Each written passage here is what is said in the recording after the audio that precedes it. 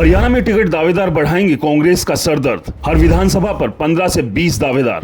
जुलाई में लिए जाएंगे दावेदारों से आवेदन। टिकट न मिलने वालों की बगावत से बढ़ेगी पार्टी की मुश्किलें। हरियाणा में विधानसभा चुनाव को महज 3 महीने का समय ही बचा है। चुनाव लड़ने के इच्छुक दावेदार खुलकर कांग्रेस का टिकट मांग रहे हैं और अपने दावे पेश कर रहे हैं, मगर कांग्रेस लोकसभा चुनाव की तरह ही सर्वे के आधार पर टिकट इस बार देगा।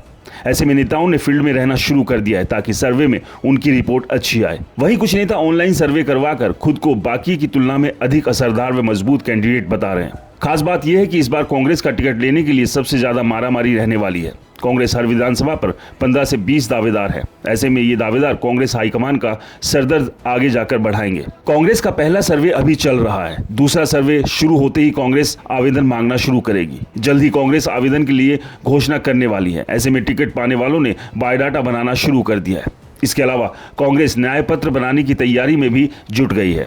हरियाणा कांग्रेस की हाईकमान के साथ बैठक के बाद बयानबाजी थम गई है। हुड्डा खेमे और एसआर गुट की तरफ से कोई बयानबाजी राहुल गांधी की नसीहत के बाद सामने नहीं आई है, मगर वहीं जनता के सामने कांग्रेस की गुटबाजी जग जाहिर है। ऊपर से चाहे कितना भी एक होने का संदेश देगी, मगर धरातल पर दोनों गुटों के नेताओं के कार्यकर्ता एक दूसरे के आमने सामने रहते हैं। कांग्रेस के सम्मेलनों में गुटबाजी देखने को मिल रही है। जींद में हुए सम्मेलन में चौधरी बीरेंद्र सिंह गैर मौजूद रहे। वहीं उचाना में जयप्रकाश के कार्यक्रमों में से विजेंद्र सिंह गायब दिखे। इस बार विधानसभा में कांग्रेस के पास 3 ऐसे बड़े मुद्दे हैं जिनको लेकर वो बीजेपी को घेर सकती है। पहला, सत्ता विरोधी लहर। बीजेपी हरियाणा में सत्ता विरोधी लहर का सामना कर रही है। हरियाणा में 10 साल से भाजपा की सरकार है। हरियाणा की जनता प्रदेश में बदलाव की ओर देख रही है। हालांकि बीजेपी ने मुख्यमंत्री का चेहरा बदला, मगर इसका फायदा लोकसभा चुनाव में नहीं मिला। लोकसभा चुनाव में भाजपा को जरूर मोदी के नाम पर वोट मिले, मगर अब की बार विधानसभा की राह आसान नहीं रहने वाली। दूसरा, जाट और एससी समाज की नाराजगी।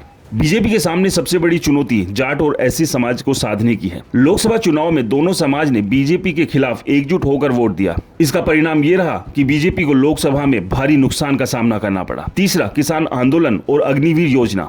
बीजेपी के सामने केंद्र सरकार की योजनाओं को लेकर लोगों में नाराजगी है। केंद्र सरकार की ओर से बनाई गई 3 कृषि कानून को लेकर काफी लंबा आंदोलन हुआ। इसमें हरियाणा के किसानों ने अग्रिम भूमिका निभाई। हरियाणा सरकार ने किसानों के साथ कई मोर्चों पर जबरदस्ती की और साथ नहीं दिया। इस कारण किसान हरियाणा सरकार से नाराज हो गए। वहीं केंद्र की अग्निवीर योजना से हरियाणा के युवा, खासकर ग्रामीण इलाकों से आने वाले युवा नाराज है।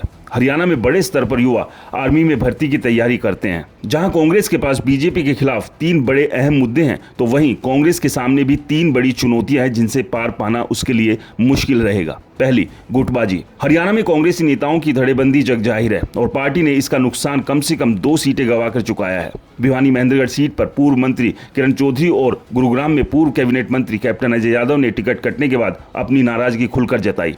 इसी तरह हिसार सीट पर भी 2 गुटबाजी देखने को मिली। शैलजा समर्थकों ने जयप्रकाश के प्रचार से दूरी बनाए रखी। इससे हिसार में जीत का मार्जिन कम हुआ। अगर विधानसभा वाइज सीटें देखें तो कांग्रेस को हिसार, कैथल, जींद, गुरुग्राम, करनाल, कुरुक्षेत्र, सिरसा लोकसभा जैसी विधानसभाओं में गुटबाजी से पार पाना होगा। दूसरा, पार्टी के भीतर चौधर की लड़ाई।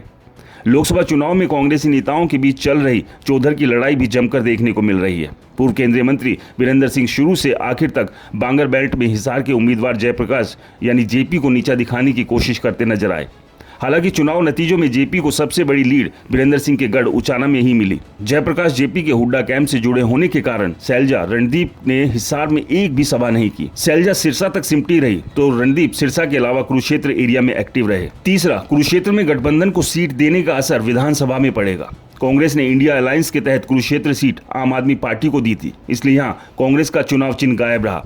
इसका असर विधानसभा में भी पड़ना तय है। अगर यहाँ कांग्रेस और आप के बीच वोट बटे तो इसका फायदा बीजेपी को मिल सकता है। आप यहाँ मजबूती से चुनाव लड़ने पर विचार कर रही है। पंजाब के साथ लगती हरियाणा की बेल्ट में आप कांग्रेस को चुनौती देगी।